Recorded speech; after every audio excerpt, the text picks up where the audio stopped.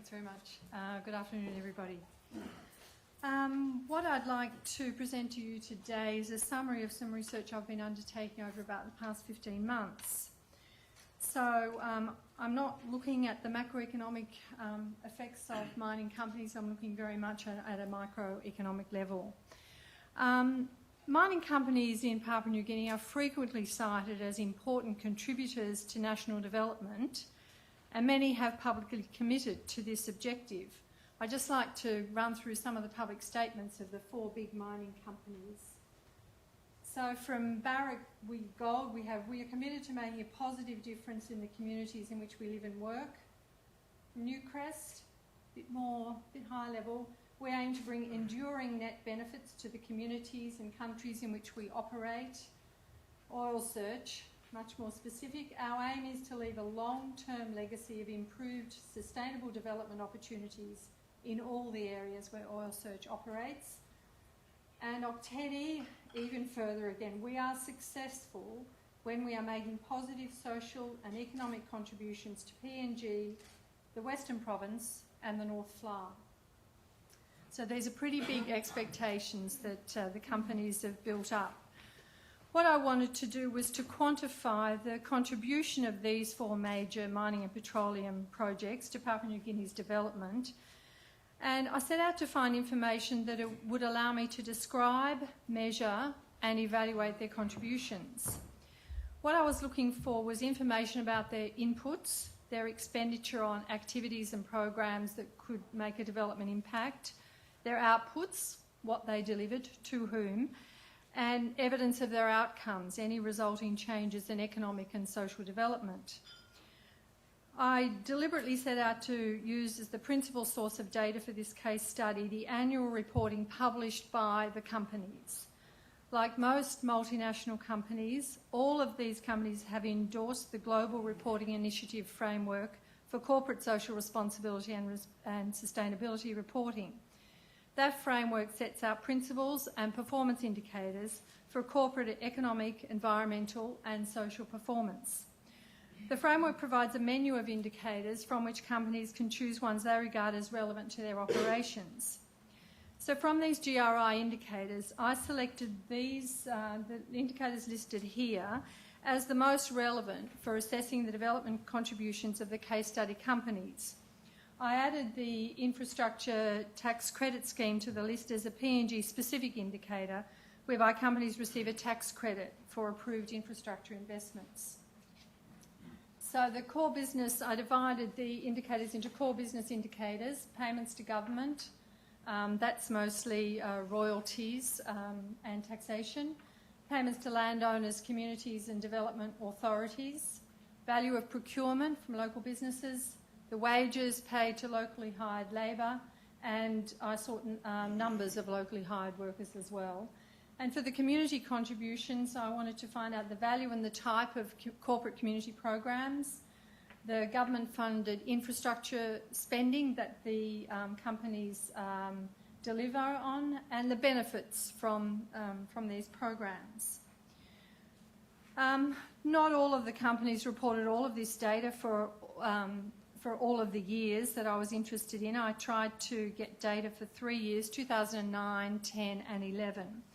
So in my table of findings, I've noted where I have data from only 2 or 3 companies.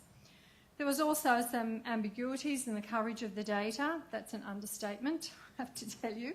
In particular, though, there were overlapping data about payments to communities and for corporate community programs. So again, I just did my best to sort these out. I also assumed that the corporate payments to the national government, which have been agreed to be redistributed by the national government back to provincial, district and local level government, I assumed that they were indeed redistributed and received at those levels.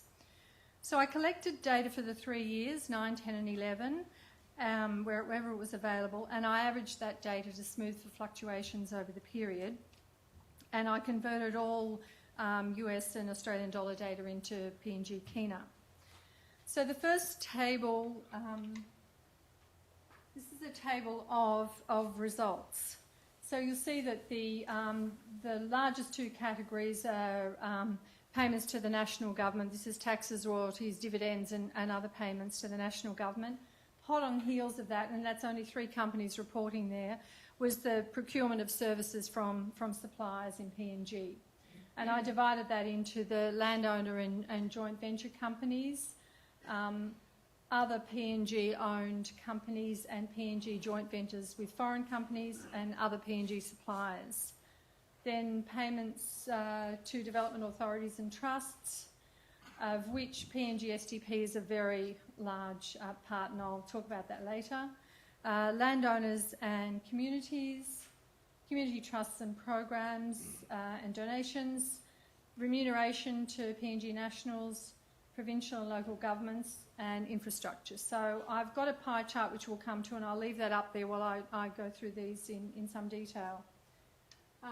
The data that I collected on workforce numbers reinforces some of the points that Aaron was making. The mining sector is a small employer, but most of the employees are PNG nationals. Very small percentage are expatriates. And also, if you look at the split between the mine area and the rest of PNG, it's about 50-50. So the mining companies clearly are committed to and do deliver on their agreements with communities that they'll employ locals. So if we just go to the pie chart, which I think is easier to follow than that messy table, and I'll just sort of look at this data and try to tease out what I think we can learn from the data about the corporate contributions to development. So in terms of keener value, the largest potential contribution to PNG's development is clearly the taxes and their other statutory payments to the national government. These payments were equivalent to 17% of all national government revenues during the period.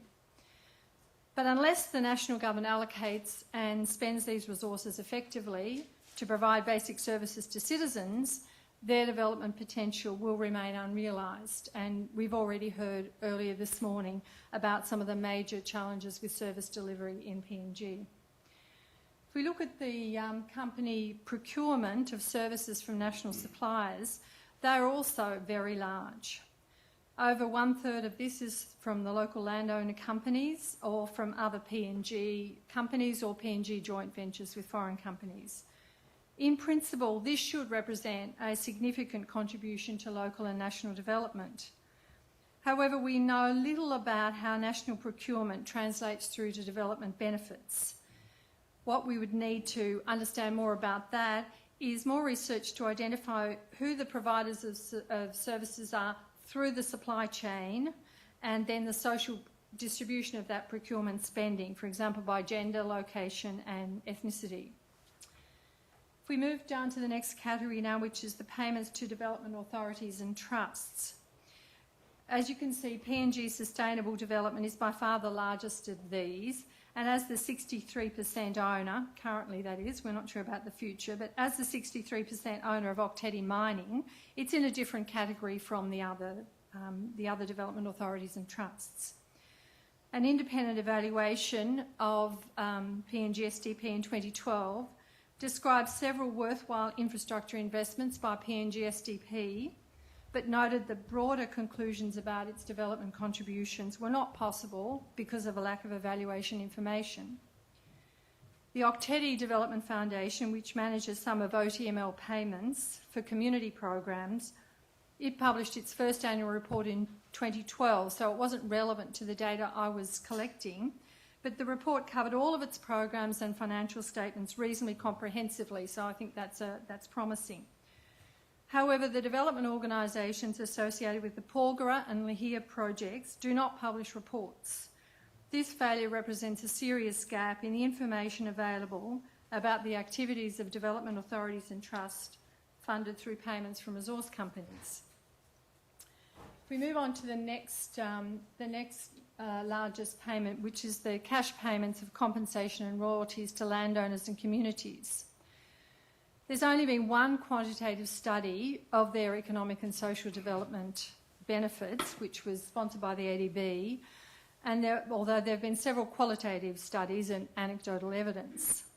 All of these studies suggest that a relatively small share of the payments is invested in health, education, or agricultural and other enterprises. At the same time, they indicate the benefits improve when companies make these payments into family bank accounts to which women have access. The data on the employment of PNG nationals, only 2 of the 4 case study companies published data on the remuneration paid to national and local employees, and they show that there's a very big discrepancy in the sense that most of the international employees are highly skilled and most of the national employees fall into the semi-skilled or unskilled category. So the distribution of employment is very different from the distribution of remuneration paid. 3 of the companies provide data on numbers of employees from the local area and other parts of PNG, and only 1 disaggregates the national data by gender and skill level. So we learn a little but not very much about the employment by companies.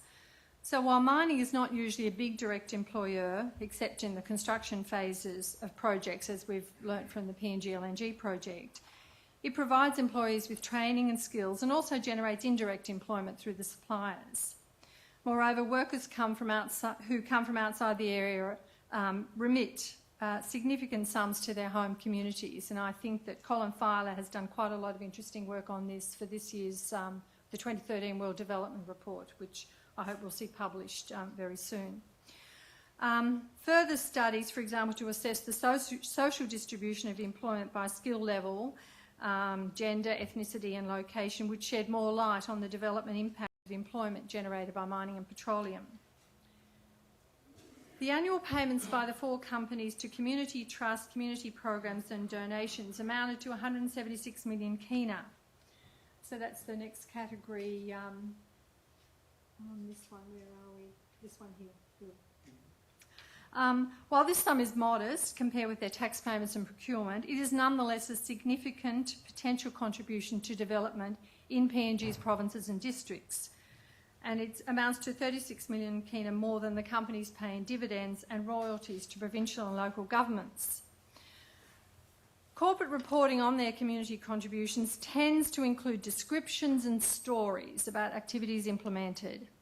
While many reports also include some useful data on particular activities, few provide data across all areas of community programs, and it is not usual for reports to provide data on the same indicators consistently from year to year.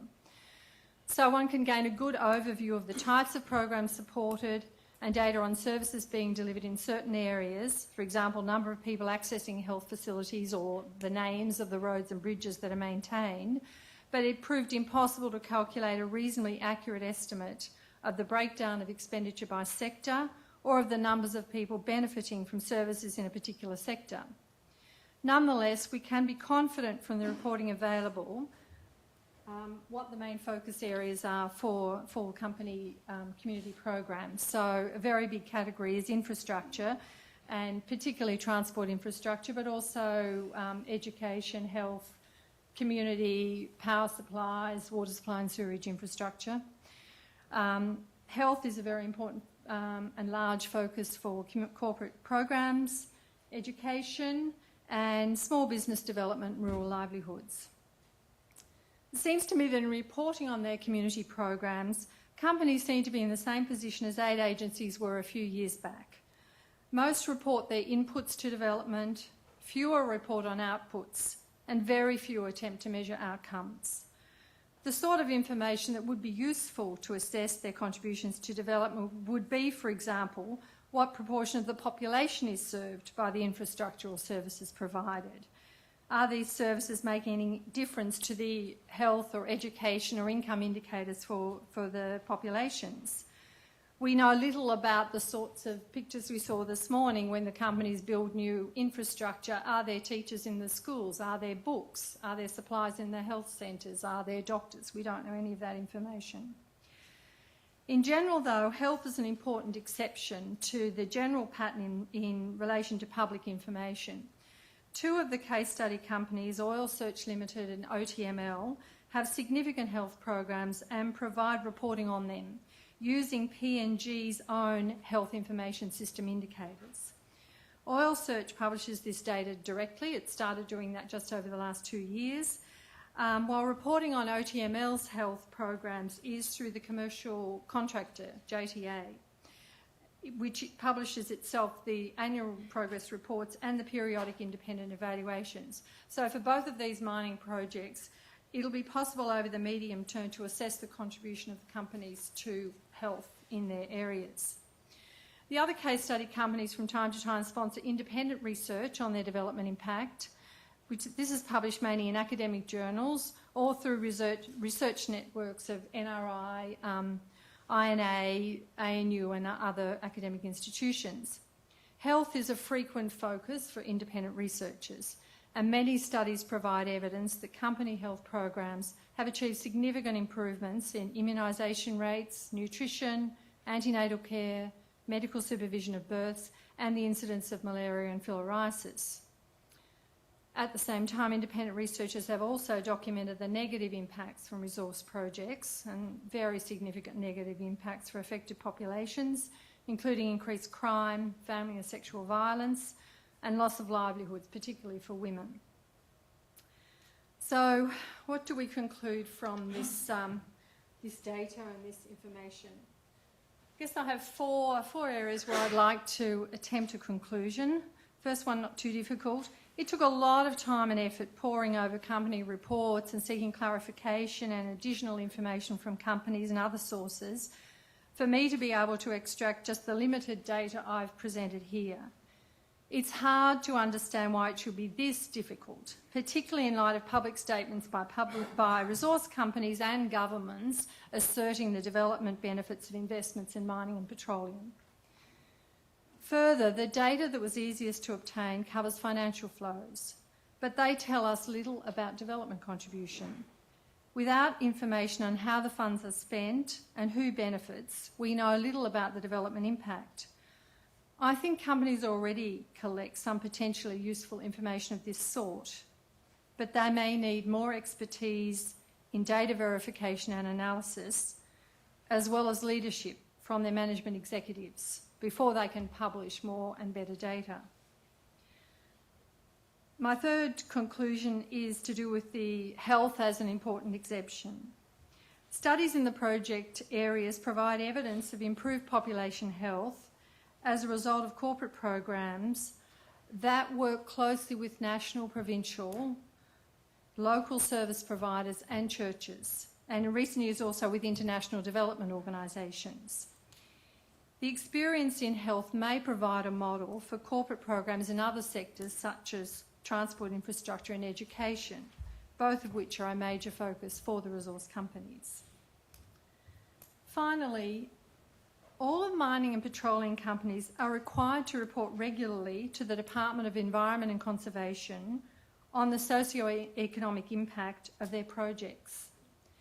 But the department has set no guidelines for these reports, does not provide any response to them, and does not publish them. I think the Chamber of Mines and Petroleum in PNG could make an important contribution to transparency and accountability in the country by doing three things. Number one, come up with a standard format for members' reports with clear information about payments and programs, publish these reports and disseminate them widely. Thank you very much.